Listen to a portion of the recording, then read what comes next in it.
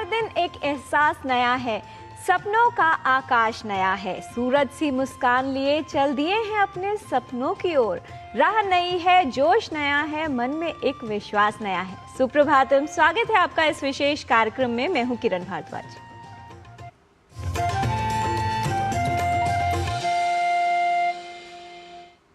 सभी के जीवन में समय के उतार चढ़ाव चलते हैं, लेकिन जो व्यक्ति समय कठिन हो तब भी धैर्य रखता है, वही अपने जीवन में प्रगति करने में सक्षम हो पाता है। कठिन समय में अपने साहस और धैर्य की परीक्षा जो जीत जाता है, वही जीवन में सफल होता है। समय का ज्ञान लेते हैं, आइए जान लेते हैं क्या है आज की तिथि, वार और नक्षत्र। आज का पंचांग योगाब्द 5128, विक्रम संवत 2083, शक संवत 1948, उत्तरायण, वैशाख मास, शुक्ल पक्ष, षष्ठी तिथि, बुधवार, आर्द्रा नक्षत्र। आज का दिन सभी के लिए मंगलमय हो। सभी को शिक्षित होना चाहिए और जिस शिक्षा से व्यक्ति मनुष्य बन पाए, अपने चरित्र का गठन कर पाए, अपने व्यवहार में बदलाव कर पाए और अपने विचारों में सामंजस्य बिठा पाए, वही ज्ञान है, वही वास्तविकता में शिक्षा है। क्योंकि शिक्षा और ज्ञान व्यक्ति को विनम्र होना सिखाते हैं। इसलिए अपने विचारों को ज्ञान की ओर केंद्रित करना चाहिए, सकारात्मक बनाना चाहिए, क्योंकि यही विचार हमारे जीवन में सकारात्मक ऊर्जा का संचार करते हैं। यस्यां वृक्षा वानस्पत्या ध्रुवास्तिष्ठन्ति विश्वः पृथिवीं धेनुं प्रदुहां न उदिच्छन्तु नमोस्तु पृथिव्यै। जिस भूमि पर वृक्ष और वनस्पतियां सदैव अडिग और स्थिर खड़ी रहती हैं, वह पृथ्वी हमारे लिए समस्त सुखों और संसाधनों को प्रदान करे। हम उस माता पृथ्वी को नमन करते हैं। On the land where trees and plants always stand firm and steady, may that earth provide us with all comforts and resources. We bow to Mother Earth. Uttarakhand में कई प्राचीन काल से ही कई प्रसिद्ध मंदिर और तीर्थ स्थल हैं जो सनातन धर्म के प्रेमियों भक्तों के लिए आकर्षण का केंद्र रहे हैं। इन्हीं में से एक महत्वपूर्ण धाम है केदारनाथ धाम। उत्तराखंड के 4 धाम यात्राओं में केदारनाथ धाम का विशेष महत्व है। आइए देख लेते हैं इसी पर आधारित हमारी ये विशेष रिपोर्ट।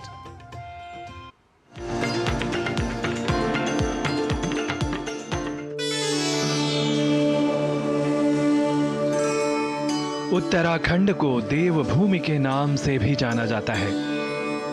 इस राज्य के केवल चमोली जिले में ही भगवान शिव के 200 से अधिक मंदिर हैं, जिनमें सबसे महत्वपूर्ण है केदारनाथ धाम।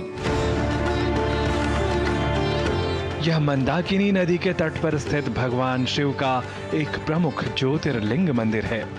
बर्फ की सफेद चादर ओढ़े पहाड़ियों के बीच जब सुबह की आभा के बीच सूर्य की पहली किरण मंदिर के स्वर्ण कलश पर पड़ती है तो लगता है मानो देवता स्वयं धरती पर उतर आए हों।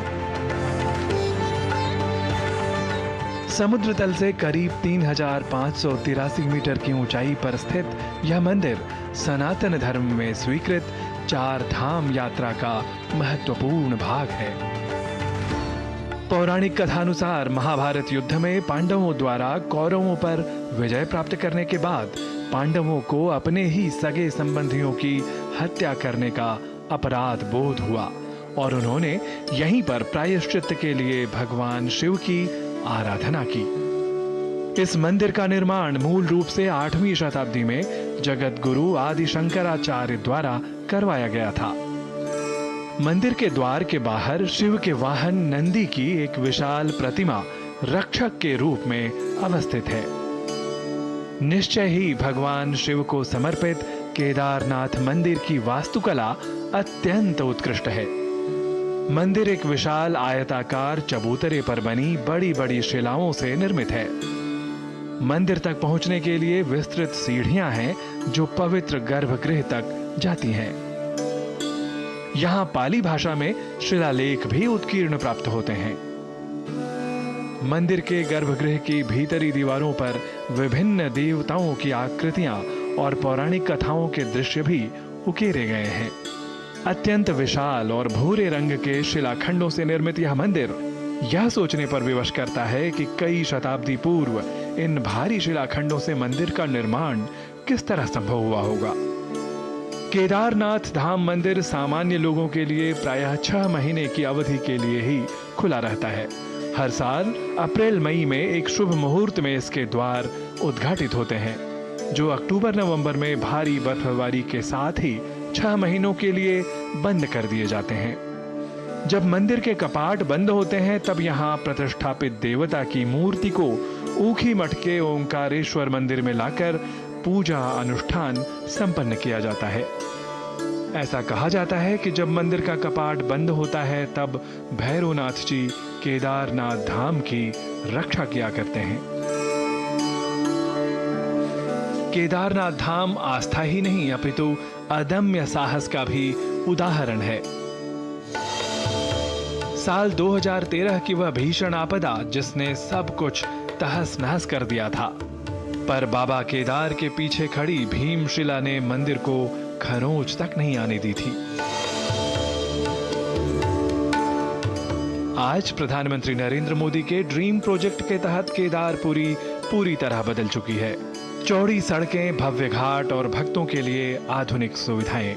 यह नया केदारनाथ है जो सुरक्षित भी है और अपने दिव्य परिवेश के साथ सनातन धर्म की भव्यता का निदर्शन मात्र भी।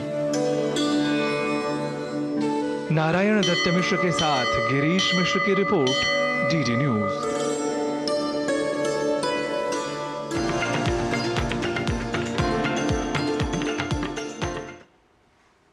स्वस्थ रहने की प्राकृतिक यात्रा में हम आपके लिए लेकर आए हैं स्पेशल हेल्थ सीरीज, जिसमें स्वास्थ्य को समग्र दृष्टिकोण में दिखाया जाता है। जीवनचर्या में बस थोड़ा सा बदलाव और आप भी कर सकते हैं बीमारियों से बचाव। तो आइए चलते हैं योग 360 में प्राकृतिक रूप से स्वस्थ रहने के लिए।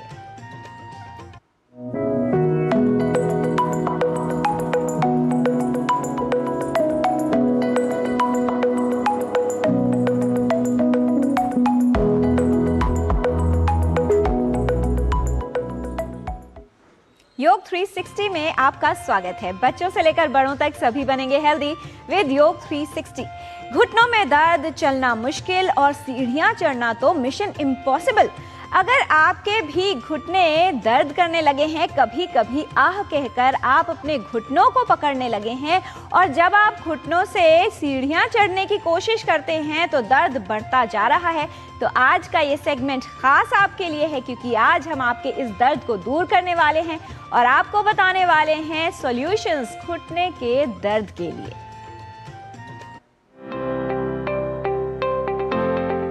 घुटने में दर्द व जकड़न की समस्या बेहद आम है। ये काफी लोगों को प्रभावित करती है। शारीरिक श्रम न करना, गलत पोस्चर, घुटने पर अत्यधिक दबाव घुटनों को प्रभावित करता है। ये समस्या किसी भी उम्र में हो सकती है, लेकिन बढ़ती उम्र और गलत जीवन शैली या कमजोरी के कारण अधिक देखने को मिलती है। अगर आप घुटनों के दर्द से परेशान हैं और चलना फिरना मुश्किल हो रहा है, तो इससे राहत दिला सकते हैं आसन, आहार और औषधि। घुटनों के दर्द ने रोकी है चाल, कैसे इससे राहत मिले, मन में बस यही सवाल। ये आसन दूर करेंगे दर्द और जकड़न, रखेंगे आपके घुटने के जोड़ का ख्याल। हमने घुटनों से काम लेना बंद कर दिया, इस वजह से घुटनों में अकड़ाहट हो जाना और अब तो सूजन भी आने लगी है लोगों के। ऐसे में नियमित योगाभ्यास हमारे लिए बहुत आवश्यक है। सबसे पहले अभ्यास में हम इस तरह से दोनों पैरों को सामने की ओर फैला देते हैं, हाथों को पीछे टिका देते हैं। अगर आप कंफर्टेबल नहीं है ऐसे हाथ पीछे टिकाने में, तो पीछे दीवार के साथ टेक लगा के भी बैठ सकते हैं। इस स्थिति में बैठना, दोनों पैरों को फोल्ड करना, यथा सामर्थ्य, इजी, कोई ज्यादती नहीं करनी, दोनों पैरों को वापस फैला देना। फिर से दोनों पैरों को फोल्ड करना, फिर से फैला देना। ऐसा आप 7 से 10 बार तक कर लीजिए। दूसरे अभ्यास में इस तरह से दोनों हथेलियों को अपने घुटनों पर टिकाना और घुटनों को अप एंड डाउन मूवमेंट देना। हथेलियां घुटनों पर ही टिकी रहेंगी। इस अभ्यास से भी आपको इंस्टेंटली आराम मिलेगा। ऐसा भी 10 बार कर लीजिए। तीसरे अभ्यास में इस तरह से पैर को फोल्ड किया, इंटरलॉक कर लिया। जितना खोल सकते हैं खोलना, बंद कर लेना। जितना खोल सकते हैं इजी, बंद कर लेना। खोलने के चक्कर में अकड़ाहट नहीं आनी चाहिए पैर में। फिर से यहाँ आए, जितना हो सकता है कुछ का इतना ही खुले, कुछ का इतना ही खुले, ठीक है। जिसका सीधा हो जाए सीधा कर लेना, यानी जितना सुगमता से खुल पाए उतना करना। और अंतिम अभ्यास में आप इस तरह से ही इसे पकड़ेंगे और 8 बनाएंगे। अपने पैर से 8 जैसा मूवमेंट हमको देना है। इसको भी आप 7 से 10 बार कर लीजिए। फिर दूसरे पैर को पकड़ करके इससे भी हमको 8 बनाना है।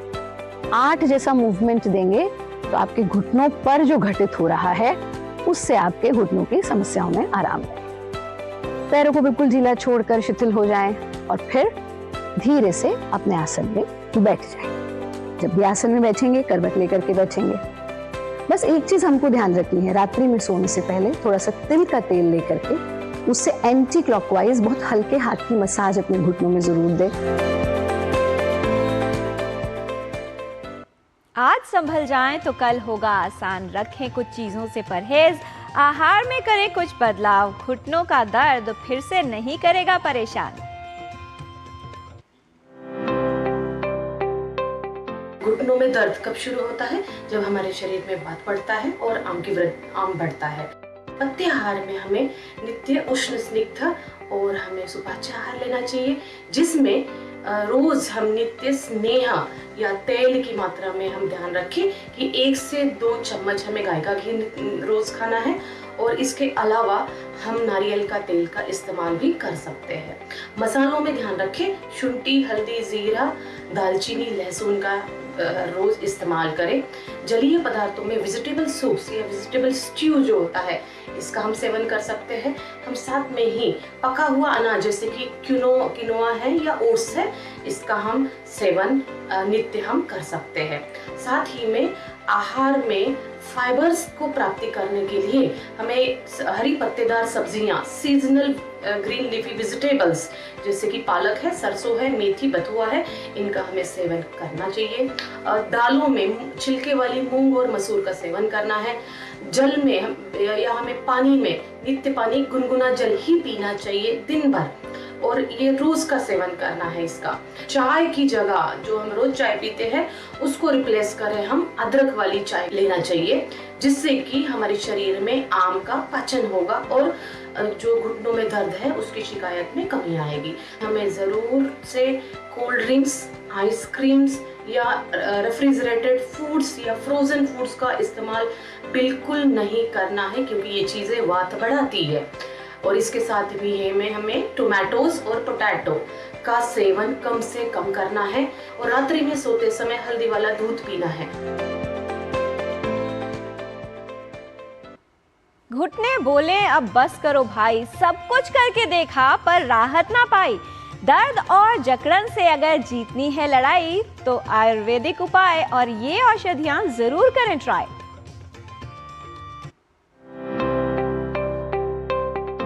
नी पेन, उसके कई कारण हो सकते हैं, या तो आम वात, रूमेटॉइड आर्थराइटिस या ऑस्टियो आर्थराइटिस या गाउट। अगर ये सब चीज़ें तो उनको हमें रूल आउट करना चाहिए। लेकिन सामान्य अगर किसी को नी पेन हो रहा है तो उसमें हम कई औषधियाँ ले सकते हैं। सबसे पहले अगर कषाय की बात करें तो कषाय में महारासनादि कषाय या रासना सप्तक कषाय, इन काढ़े को 40-40 ml सुबह शाम ले सकते हैं और ये वात का शमन करता है, जिसकी वजह से दर्द होता है। इसके साथ अगर रासना चूर्ण का भी सेवन कर सकते हैं और हम अश्वगंधा चूर्ण का भी सेवन कर सकते हैं, निर्गुंडी चूर्ण का भी सेवन कर सकते हैं। ये सारे चूर्ण 3-3 ग्राम सुबह शाम गुनगुने पानी से ले सकते हैं या फिर चिकित्सक की सलाह से लेना चाहिए। इसके अलावा गुग्गुलू और शल्लकी, ये ऐसे द्रव्य हैं जो वात का शमन करते हैं और पेन में आराम देते हैं। तो गुग्गुलू के जितने भी गुग्गुल हैं वो ले सकते हैं, या शल्लकी के कैप्सूल बाजार में मिलते हैं, वो भी हम उनका सेवन कर सकते हैं। पंचगुण तेल से अभ्यंग या महाविषगर्भ तेल से अभ्यंग या फिर लघु विषगर्भ तेल से अभ्यंग, कई सारे तेल हैं जिनसे हम अभ्यंग कर सकते हैं और अभ्यंग के बाद हम उसकी सिकाई करना चाहिए। सिकाई से आराम मिलता है। अगर हमारे पास घर में कोई भी तेल नहीं है तो हमें क्या करना है, सरसों का तेल ले सकते हैं। उसमें हमें थोड़ी सी अजवाइन लेनी है, अजवाइन डालना है और उसमें जो हमारी लहसुन की कलियां होती हैं, लहसुन की कलियों को छील के हम उसमें डाल सकते हैं और तेल को पकाना है। जब तेल अच्छे से पक जाए छान के, और फिर हम उस तेल से अपनी नी पेन में, घुटनों में उसका स्नेहन यानी कि अभ्यंग कर सकते हैं। इसके अलावा हम निर्गुंडी पत्र और एरंड के जो पत्र होते हैं उनको पीस के लेप भी लगा सकते हैं और वो लेप जो होता है वो पेन को दूर करता है। अपनी जीवन शैली और आहार में बदलाव करके घुटने की समस्याओं से बचाव हो सकता है। सक्रिय जीवन शैली अपनाएं जिससे आपके जोड़ स्वस्थ रहें। तो आज आपने जाना घुटने की पवन मुक्त गतियों का अभ्यास। इन क्रियाओं से घुटनों की गतिशीलता बढ़ती है, जकड़न और सूजन में राहत मिलती है। घुटने के दर्द और समस्याओं से राहत में उपयोगी है योग। प्रतिदिन 1-2 चम्मच गाय का घी खाएं, रात में हल्दी वाला दूध पिएं, सौंठ, हल्दी, जीरा, दालचीनी, लहसुन का प्रयोग करें। वेजिटेबल सूप, हरी सब्जियां, अदरक वाली चाय उपयोगी है। कोल्ड ड्रिंक, आइसक्रीम, फ्रिज में रखी ठंडी चीजों का सेवन न करें। महारासनादि कषाय, रासना सप्तक कषाय, अश्वगंधा चूर्ण, निर्गुंडी चूर्ण उपयोगी है। गुगलू और शल्यकी का सेवन घुटनों के दर्द में लाभकारी है। पंचगुण तेल, महाविषगर्भ तेल, लघु विषगर्भ तेल से अभ्यंग कर घुटने की सिकाई करें। निर्गुंडी या एरंड के पत्तों को पीसकर लेप करना उपयोगी है। नी पेन को अब बिल्कुल न करें इग्नोर, वरना फ्यूचर बोलेगा नाउ नो मोर। फिट दिखना ही नहीं, फिट रहना भी बनाएं अपना गोल। घुटनों को बनाएं स्ट्रॉन्ग, नी पेन और नी प्रॉब्लम्स को करें पूरा कंट्रोल। हेल्थ संबंधित जानकारी हम आप तक ऐसे ही लाते रहेंगे, आपको हेल्दी बनाते रहेंगे। बच्चों से लेकर बड़ों तक सभी बनेंगे हेल्दी विद योग 360।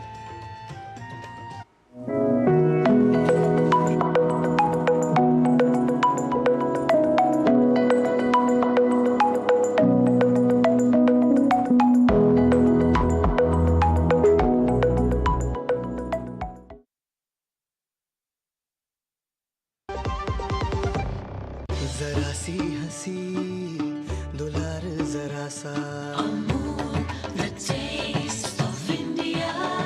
जरा सी अनबन प्यार जरा सा,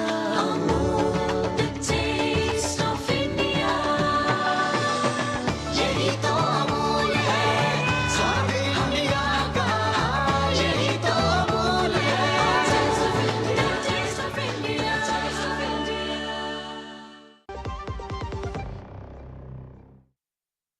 महीने का आखिरी रविवार जब बजते हैं सुबह के 11, एक साथ होता है पूरा देश सुनने मन की बात। मेरे प्यारे देशवासियों, नमस्कार। मन की बात में आप सबका स्वागत है। यहाँ होती है मैं नहीं हम की बात, सामूहिकता की शक्ति के साथ।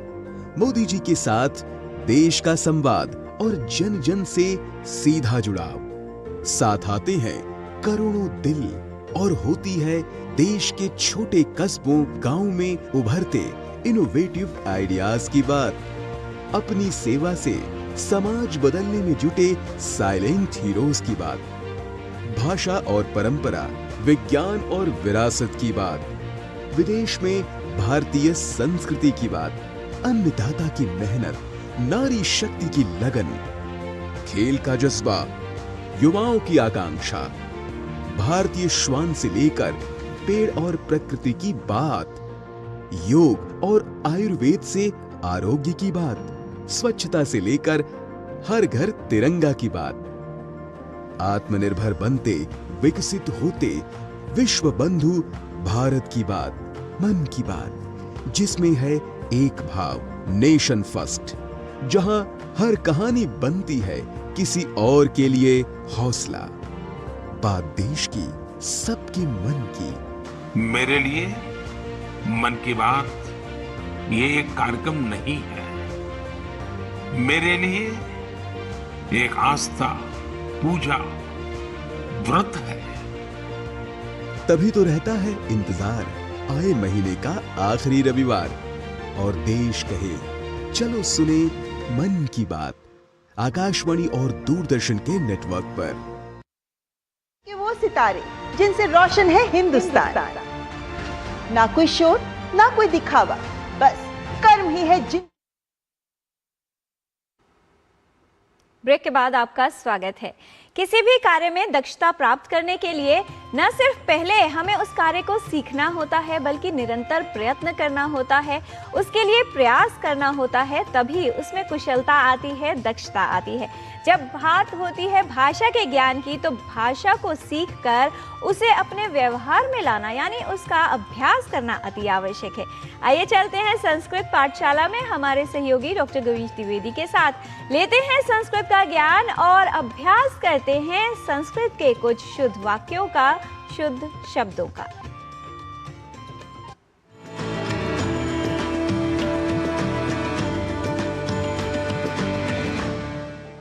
नमो नमः मित्राणि, संस्कृत पाठशालायाः एतस्यां कक्षायां भवतां सर्वेषामपि स्वागतम्। मम नाम गवीशः। संस्कृत की पाठशाला में आज हम आपको शिष्टाचार के कुछ वाक्य सिखाएंगे, जिनके प्रयोग से आप संस्कृत संभाषण के क्रम में आगे बढ़ सकेंगे। यदि हमें कहना हो याद है ना, तो इसके लिए संस्कृत में कहेंगे स्मरति खलु, स्मरति खलु। यदि कहना हो भूलिए मत, तो कहेंगे मां विस्मरतु, मां विस्मरतु। आप कैसे हैं, इसे संस्कृत में कहना हो तो कहेंगे कथम अस्ति भवान, कथम अस्ति भवान। उतना ही है ना, तावद एव खलु, तावद एव खलु। इसका मतलब, इसे यदि संस्कृत में कहना हो तो कहेंगे एतस्य अर्थः, एतस्य अर्थः कितने बजे हैं, कः समयः, कः समयः। और अन्यच्च, अन्यच्च उसके बाद, तदनंतरम, तदनंतरम। यूं ही, एवमेव, एवमेव।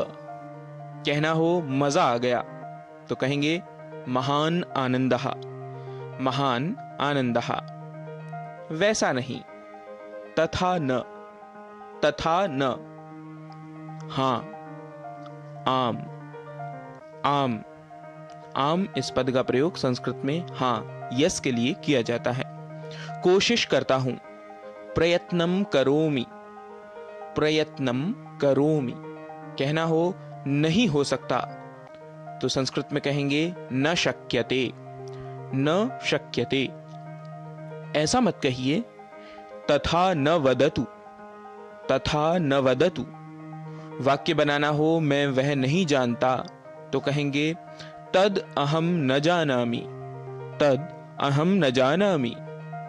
कब आते हो, कदा आगच्छति, कदा आगच्छति। कहना हो कैसे कहूं तो कहेंगे कथम वदामि, कथम वदामि। मित्रों, आज के अंक में हमने कुछ वाक्यों को सीखा है। आप करते रहिए इनका अभ्यास। व्यवहार में आने वाले ऐसे ही कुछ और वाक्यों को लेकर आपके समक्ष होंगे हम उपस्थित। तब तक के लिए नमस्कार, नमो नमः।